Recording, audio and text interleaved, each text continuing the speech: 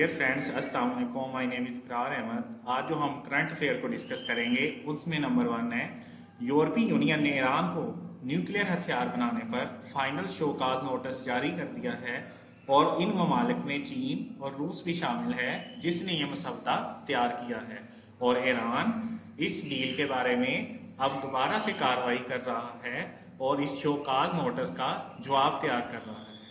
Number 2, महंगाई और अफराती दर की वजह से श्रीलंका में बिजली 246% तक महंगी कर दी गई है, जिसकी वजह से श्रीलंका की आवाम को मुश्किलात का सामना है। नंबर 3, ऑस्ट्रेलिया ने इंडिया को हॉकी गेम में कॉमनवेल्थ गेम्स के अंदर शिकस्त देकर तमगा अपने नाम किया है। नंबर 4, आज कॉमनवेल्थ गेम का आखिरी रोज था और 2026 में ऑस्ट्रेलिया के अंदर ये मुनक्किद होंगी और आज इसकी फाइनल गेम के अंदर 67 गोल्ड मेडल जो कि ऑस्ट्रेलिया ने जीते हैं और 10 गोल्ड मेडल इंग्लैंड ने। कनाडा तीसरे नंबर पर रहा है जिसने 26 मेडल हासिल किए हैं और इंडिया का नंबर चौथा है जिसने 22 मेडल हासिल किए हैं और पाकिस्तान इसमें सिर्फ 2 मेडल हासिल कर सका है। पाकिस्तान का अरशद नदीम ज्यूलन थ्रो के अंदर गोल्ड मेडल हासिल कर सका है और दस्तगीर भट्ट ने वेट लिफ्टिंग के अंदर गोल्ड मेडल हासिल किया है। Number 5, lieutenant general Faiz Hamid को बहावलपुर का कमांडर लगा दिया गया है। नंबर 6, शहबाज गिल को बनीगाला जाते हुए गिरफ्तार कर लिया गया है।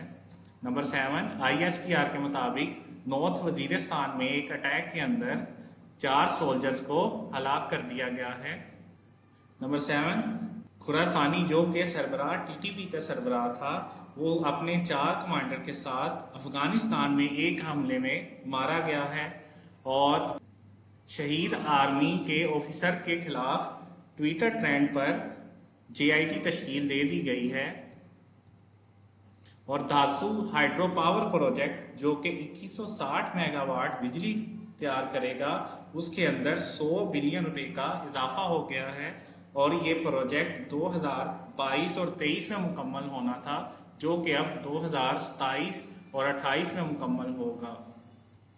नेक्स्ट, गूगल ने 10,000 लोगों की ये शिकायत मसूल की है कि गूगल का जो सर्वर है वो बैठ चुका है।